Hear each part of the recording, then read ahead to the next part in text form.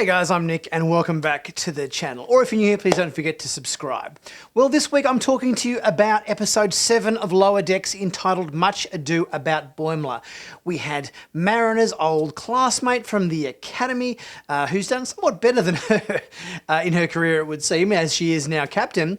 And we had a bit of a transporter accident going on with Boimler and having to go off to a facility or resort to kind of sort himself out. So let's take a look at the episode and see what secrets we can dig out of it. Well, for starters, Tendi has been busy doing a bit of biological Frankensteining and created herself a dog from Earth, which is put together with all kind of weird enhancements. It's able to walk on the ceiling, dislocate its limbs and head, and it has glowing eyes. I think Tendi maybe needs to spend a bit more time actually studying the animals of Earth before creating any new life forms in future.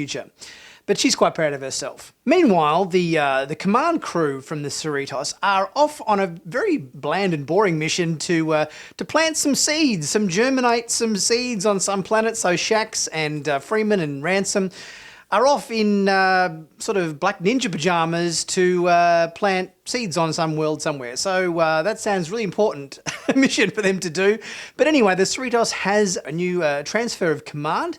Now, with the announcement of this new command crew, Mariner's not too happy about it. She says that she doesn't want some new captain coming in and Jellicoing the situation or whatever. And this is obviously a reference to Captain Jellico in the Chain of Command parts 1 and 2 episodes in, I think it was season 6 of Next Generation. Captain Jellico came in and took over from Picard while Picard was out screaming about 4 or 5 lights whilst being imprisoned by a bunch of Cardassians. A new command crew. And this takes the form of Mariner's best friend from Starfleet Academy, who seems to have done quite a bit better than her in her career. She's now a captain and has her own command crew and everything, so she's doing all right for herself. Meanwhile, Rutherford has been experimenting with the transporter to try to increase efficiency and speed and so forth, and gets Boimler to test it out.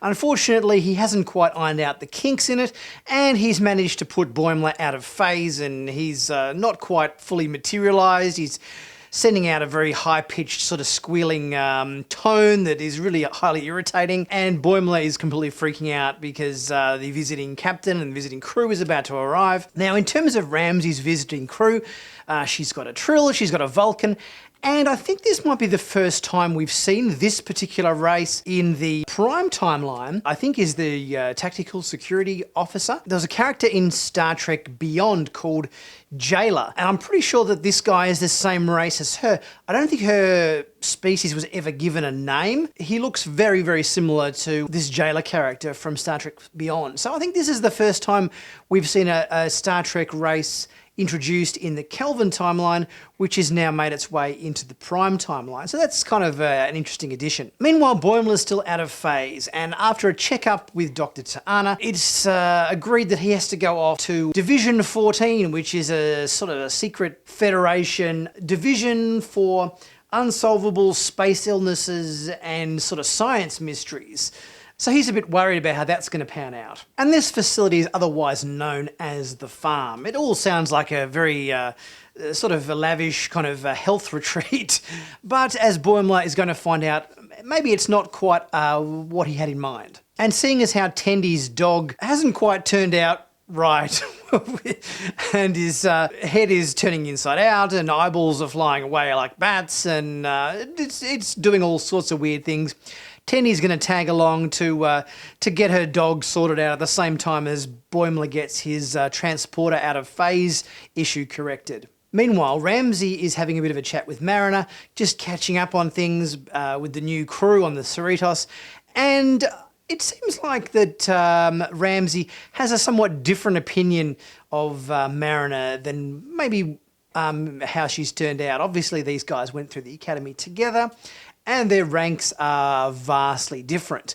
And it seems like Ramsey's going to make Mariner her first officer just to get her up to speed on the Cerritos and its crew. Meanwhile, the very mysterious Division 14 ship arrives in a lightning storm, all looking very creepy and sinister. And the captain of our Division 14 ship is an Adosian. The Adosians were last seen, I believe, in Star Trek the Animated Series. There's always a few little nods in Lower Decks I've come to see where it tips its hat to the Star Trek Animated Series. The Adosian on the Animated Series was Arix. Arix was the navigator. Meanwhile, the Cerritos is off to some bog planet to unclog their water filtration system, and Ramsey's telling Mariner a story about when her and her team confronted some Borgs, and that nobody ever kind of talks about this, but the Borg apparently smell like old trash bags, which I guess makes sense.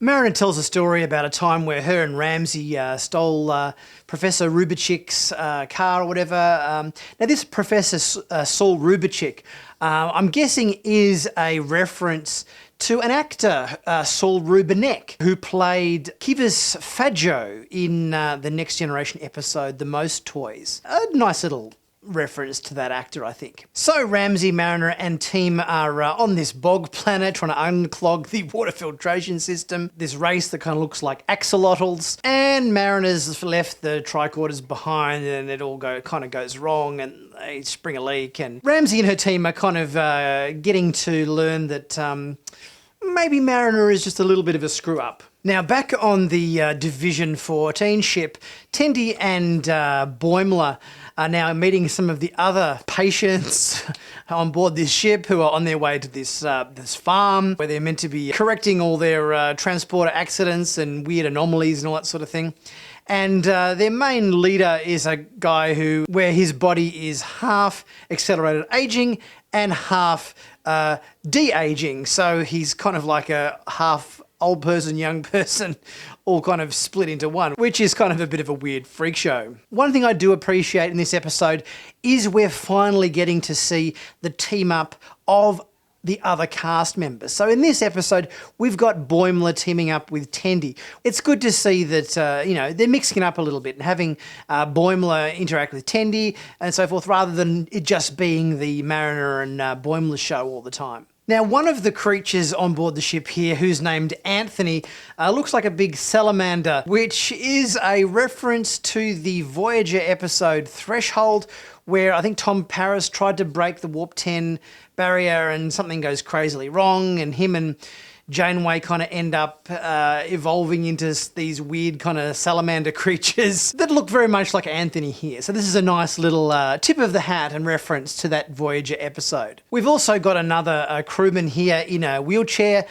who'd been exposed to Delta radiation in a very similar situation to Captain Pike from the original series, where he was exposed to Delta radiation and ended up in a wheelchair, and he had a button that he could only press to say yes or no. Nice little link back to original series here. Meanwhile, back on the Cerritos, they're rendezvousing with the starship Rubido, which again is another California class ship. I really wish they'd give a bit more variety of starship classes in this. This is the second episode now where we've had them rendezvousing with another starship, which just happens to be another California class. Starfleet is full of starships of so many different classes. It seems lazy to just cut and paste the same class over and over again in multiple episodes. So I hope they don't keep doing this. And the systems for this ship are offline, so they have to beam a crew over to see what's been going on. Meanwhile, on the Division 14 ship, there's a mutiny in progress where our half-old, half-young leader of the mutants is revving up to start a mutiny because they've been stuck there for months. They don't appear to be headed to any kind of luxury resort spa and retreat to solve their problems, and they're a bit fed up. But mutiny just isn't in Boimler's nature, and he goes and tells the captain, who isn't too happy about this uprising that's about to be placed upon him and his ship. He goes to sort it out. Meanwhile, Ramsey and Mariner find the rest of the Rubido crew, which are held up in the cargo bay, hiding from some giant space creature which apparently is inside the ship but dormant or something because it's been feeding off the energy and they have to shut the whole systems down. And Ramsey is learning that Mariner perhaps isn't the same officer that she went through the academy with, and that she's kind of become a bit more fast and loose with the rules. But of course, power gets reinstated on the ship, and all of a sudden, the creature is back and ripping panels off and trying to feed on all the energy, and it's not working out so well. So they've got to evacuate as fast as they can back to the Cerritos. So Boimler informing the captain of this mutiny doesn't go down so well with the rest of the mutineers, and they threaten to throw him out of an airlock, which they kind of do just as he manages to rematerialise and his transporter out of phasedness suddenly wears off. They seem to have landed now, and they're no longer in space. They're in fact on the farm, which is quite a nice looking resort and spa after all. I love the shot at the spa when the officer who's been exposed to Delta radiation and who's in the Captain Pike style wheelchair rolls in. They've got cocktails on their little wheelchairs, and she's got like a bikini kind of strapped over the front of the wheelchair. It's Hawaiian shirts and everything sort of over the top of them. And Tendi gets to leave her dog at the farm, who now speaks and can fly. So the dog is now going to be happy flying around, speaking and peeing on lots of things, it would seem. And now that Boimler has phased back into the right reality again, he is no longer needed to stay at the farm. He can head back to the Cerritos with Tendi in a shuttlecraft, even though a pair of attractive masseuses at the at the retreat are maybe trying to give him a massage or something. He's going to say, "Oh no, I'm not quite well enough yet. I still have some acid reflux and so forth that is a bit freakish. Maybe please can I stay?" But no, he's headed back. Meanwhile, the energy creature has totally taken over the Rubidoux. The ship is like cracking apart, and it would seem like Mariner is in need of some of Rutherford's fancy transporter technician skills to beam the crew back to the Cerritos as fast as they can before the alien creature completely takes over the ship.